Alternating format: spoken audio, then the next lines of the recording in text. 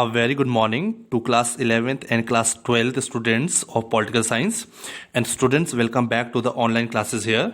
But today, before I start my topic here, I would like to give you certain important instructions, precautions and guidelines regarding COVID-19 virus. And these instructions have been given to you again and again, but this is a reminder for you. As you know it very well, now we are into unlock 5 stage, and so now we need to be more careful and more aware so that we can fight against this virus as we have been doing it from the last 6 or 7 months. So as we are into this lockdown now, so it has become very important for us to follow all the important instructions which are being given to you.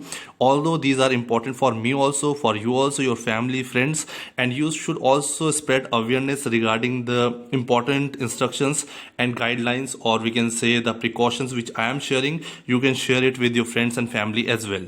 So it is very important for us now, as we are opening up the schools for class 12th, and very soon we will be opening for class 11th as well. So it would be very important to keep these instructions in your mind and make it your habit and bring it into your daily practice, I would say.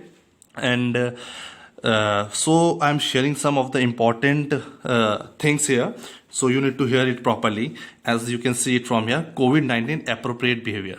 That what should be the appropriate behavior to fight against this COVID-19.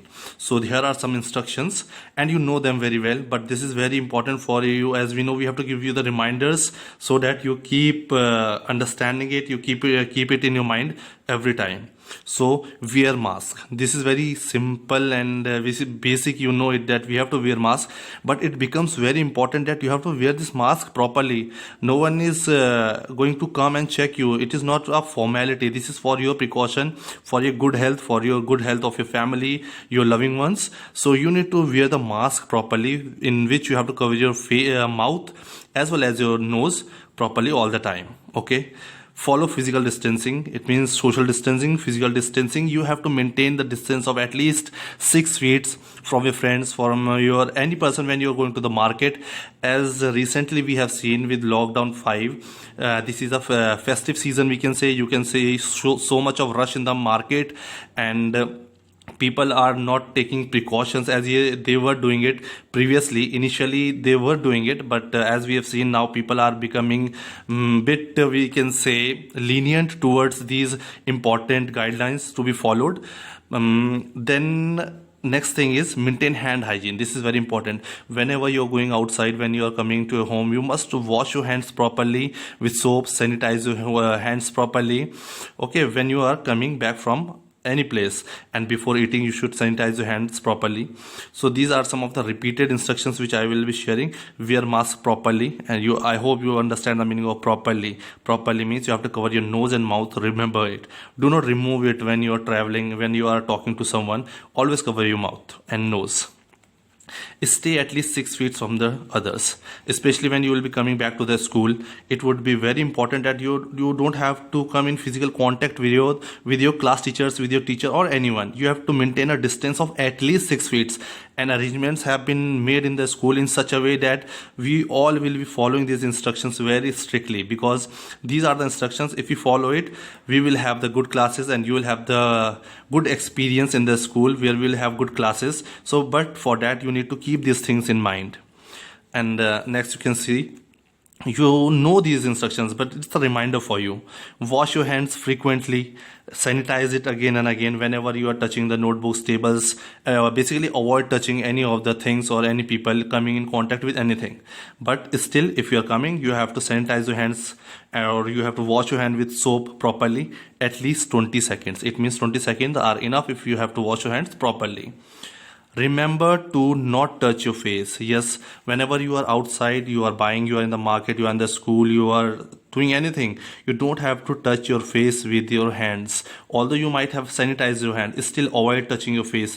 Face in the sense, you don't have to touch your eyes, you don't have to touch your nose, your mouth. That is, before eating you have to wash your hands properly. So these are some of the very important and basic instructions, and which are very important to fight against this virus. Do not share food or drinks with others. Although these are the general instructions for everyone, but whenever you are in the school also or outside also, you don't have to share food with your friends or any drinks or any eatables with anyone. Okay, so these are some of the basic important instructions which you have to follow in the school or outside the school. Make it a habit, bring it into your daily life, so you will be able to manage all the instructions properly. Also spread awareness to your friends, family, and all your loving ones. So with this I come to end of these important instructions for you.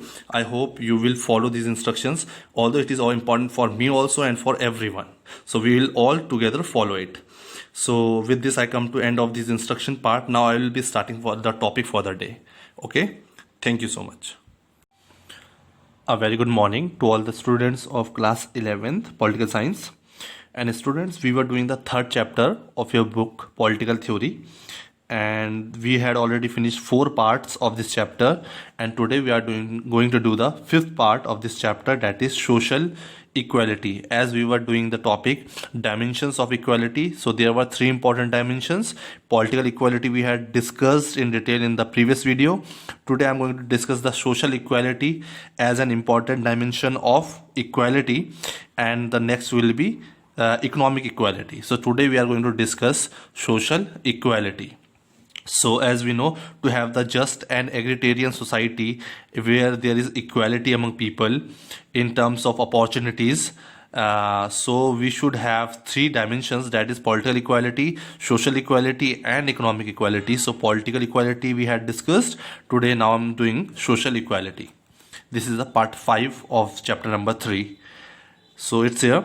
Political equality or equality before the law is an important first step in the pursuit of equality. Whenever we are talking about the equality, so these two, political equality, or we can say equality before law, it means equality in front of law, that all are treated equally according to the law and order of our country as it's written in the constitution as well. So this is one of the most important element of the equality, but it often needs to be supplemented by equality of opportunities, but it needs to be a support for the pure and just equal society. So there should be a equality of opportunities, and we had already discussed the opportunities and the equality or the inequalities. When we talk about, some inequalities are acceptable and some inequalities are not acceptable. So the inequalities which are acceptable are which we get natural inequalities, that is when we are born with some special skills and talent. But some inequalities are social created, that is in there, those are created in the society, those are unaccepted. So we are talking about here equality of opportunities. If along with this political rights or law, equal laws for all, we will also get equal opportunities, then we can have a just and egalitarian society that is based on equality. While the former is necessary to remove the legal hurdles which might exclude people from a voice in the government and deny them access to available social goods. So they are saying the first one, the former, when we are talking about law, it is very necessary to remove any legal hurdles. What are the legal obstacles, legal inequalities in the society? Those are removed by the political equality, which might exclude people. Because of those political inequalities, people can be excluded from raising their voice in the government or showing any participation in the government, and deny them access to available social goods.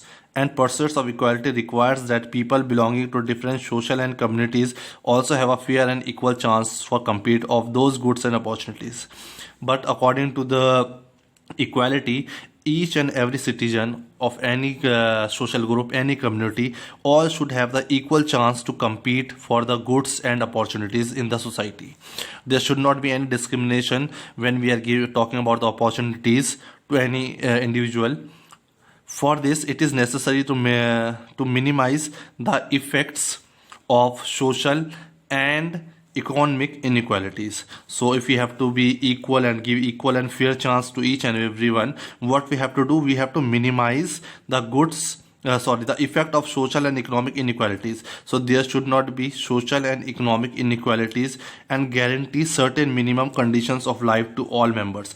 So there are certain basic important rights and opportunities which every citizen in the society should get, that is adequate health, That is why talking about social equality. When we talk about social equality, each and every citizen should get some basic certain minimum conditions to live a healthy life. That is adequate healthcare opportunities to all, the opportunities for good education. Everyone should get the opportunity to be educated and get the education. Then adequate nourishment and a minimum wage. I hope you can understand by this. Nourishment should get proper food and minimum wage. Among other things, in the absence of such facilities, it is exceedingly difficult for all members of the society to compete on equal. If we do not provide these basic conditions and basic conditions for life to all the citizens in our country, then we can say there will not be equality of opportunities among the citizens to compete on equal terms. So the competition would be unequal, because some people will be getting proper nourishment, proper wages, proper education, proper healthcare. On the other hand, if the some part of our community or society do not get these opportunities, it means in future when they are competing, it means there will be inequalities when they compete. Where equality of opportunities does not exist, a huge pool of potential talent. So when they will not get these basic necessary conditions for the proper growth and development and to show their potential, it means in a society a lot of potential, skills and talents will be wasted if they do not get these basic conditions of life. Because with the proper education, food and opportunities, each and everyone can excel in their particular fields.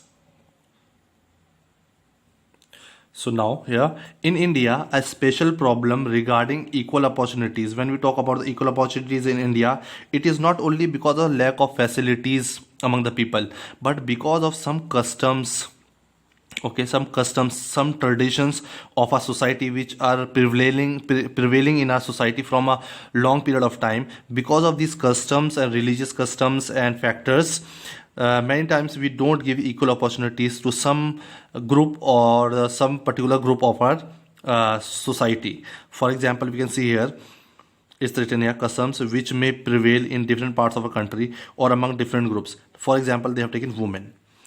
All the women will be having equal opportunities in a society. We have all the conditions where we can give equal opportunities to women as well when we are giving to men, but our customs and norms are such or in the traditions are such where we think that women, for instance, may not enjoy equal rights of inheritance.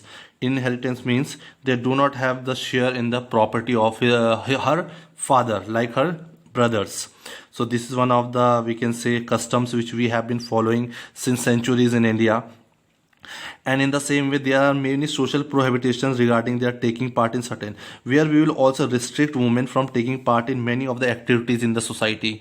We'll say that you must have heard so many activities are there, so many skills are there which are there in the women or girls, but we restrict them that this is not correct. This is not morally correct according to our society, according to our culture for women to do. So we'll stop them, restrict them from taking part in such activities. Okay, they may even be discouraged from going for higher education. Once they have finished their school, we intend on just marrying them so that they can settle down, and we don't allow them to take higher education. So they are always discouraged in our, although they are having the opportunity, all the provisions are made for the women education as well in the society, but due to customs and traditions of in our society, where we feel that women are not required to take the higher education, although the time has changed now. In some cases, the role of the state has been to offer equal legal rights to all, to make policies to prevent. Here they are talking about the role of the state. What should be the role of the state? So they can make various policies to prevent discrimination or harassment of women. So there can be certain provisions and laws made where they can prevent women from any harassment or discrimination at the public places or at the employment or their offices or in the schools. To provide incentive to open up education, there should be some incentives and some centers open for the professional studies, particularly for the women. Okay, and then other such measures. But social groups and individual also have a role to play. But as a individual, as a part of the society, we also have a role to play in increasing awareness and supporting those who want to exercise their rights. So we should also play an important role in spreading awareness and supporting the people who want to exercise their rights, because opportunities are there in the society, but due to certain conditions and customs of our society, they are not able to enjoy the opportunities which they have. So we also have the a role here to play as an individual of a society. So you can see here also it's written caste community inequalities in higher education in urban India. If we talk, I'm not talking about urban, if we are rural, we are talking urban areas, urban India, caste community inequalities in higher education. When we see into the data of the higher education of the caste communities in India, that too also of the urban areas, let's see the differences in India. These are the caste and communities. The names are here: scheduled caste, Muslims, Hindu. These are the caste and communities. Okay, Hindus, OBC, scheduled tribes, Christians, Sikh, Hindu, upper caste, other religions, all India average. So we will see the caste and communities, and we will see here graduates per 1,000 person. So we'll say per 1,000 persons, how many are graduated. I'm not talking only here for women. Overall, we are taking this ratio. If we see the scheduled caste, so only 47 out of 1,000, that too also in urban India, out of 1,000 only 47 are graduates that have done the higher studies. Same with, if we check the Muslims, it is only 61 out of 1,000 people are graduated within Muslim community. Hindu OBC, their number is 86 out of 1,000. Scheduled tribes 109 out of 1,000. The same way Christians are 237. Sikhs 250 members out of 1,000 have done graduation. Higher upper caste 253. Among Hindus 253 have done are graduates per every 1,000 person. If you talk about other rest of the religions, 315 are graduates out of 1,000. So if we see the average, all India average, if we see the average of India, out of every 1,000 people, only 155 people have done higher studies, that is they are graduates. Only 155 out of 1,000 person. So this is the data from the National Sample Survey Organization, and this is the data from 1999 to 2000. So this is the old data. These numbers must have increased as we know the status of society now. Even the number of women into education field or the higher education or the professionalism have increased a lot if we talk about the data till 2020, although that we shall see in the next census survey. So with this we have completed social equality, and in the next lecture we shall be taking the economic equality. So I hope you should have understood. This is the easy topics we are taking these days. So next topic we shall be taking in the next video. Till then, thank you. Take care.